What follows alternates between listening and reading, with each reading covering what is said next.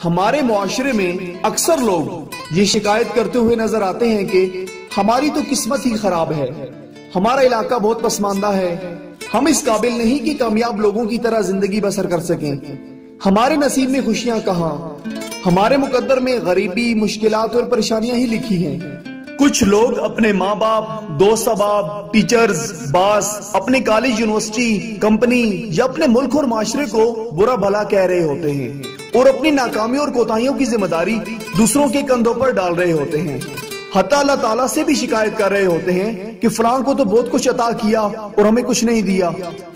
آئیے آپ کی ملاقات ایک ایسے شخص سے کرواتے ہیں کہ جس کی زندگی پر نظر ڈالنے کے بعد آپ کبھی بھی اپنی ناکامیوں کا الزام کسی اور کو نہیں دیں گے اور آپ کا اپنی زندگی کے بارے سوچنے کا انداز مکمل طور پر تبدیل ہو جائے گا۔ نیک 1982 میں آسٹریلیا کے شہر میلبرن میں پیدا ہوئے۔ نیک پیدائشی طور پر دونوں بازوؤں اور دونوں ٹانگوں سے معذور تھے۔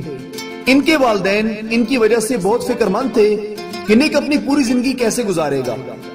نیک نے بھی جب ہوش سنبھالا تو پریشان رہنے لگا اور اکثر خدا سے شکایت کرتا کہ میں ایسا کیوں خلق ہوا ہوں۔ 10 سال کی عمر میں نیک نے خودکشی کرنے کی بھی کوشش کی۔ ایک دن نیک کی ماں نے اسے اخبار میں ایک آرٹیکل پڑھنے کو کہا، جس کے بعد نیک کی زندگی مکمل طور پر بدل گئی۔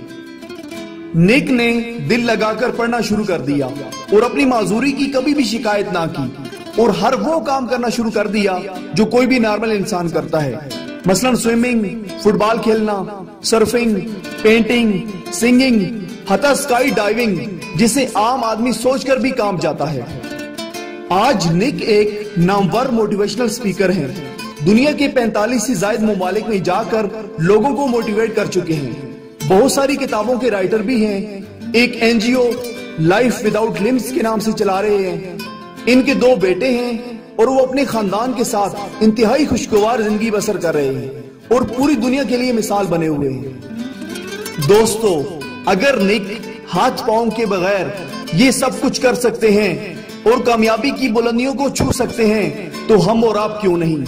ہمیں خدا کا شکر ادا کرنا چاہیے کہ خدا نے ہمیں صحیح سلامت خلق فرمایا ہے، خوبصورت جسم کے ساتھ سوچنے سمجھنے اور غور و فکر کرنے کی قوت بھی عطا فرمائی ہے۔ آج سے عہد کریں کہ اپنی ناکامیوں اور کمزوریوں کا ذمہ دار کسی اور کو نہیں بلکہ اپنے آپ کو ٹھہرائیں گے۔ ہاں، اگر میں بھی محنت کرتا، سستی اور کوتاہی نہ کرتا تو میں بھی کامیابی حاصل کرتا۔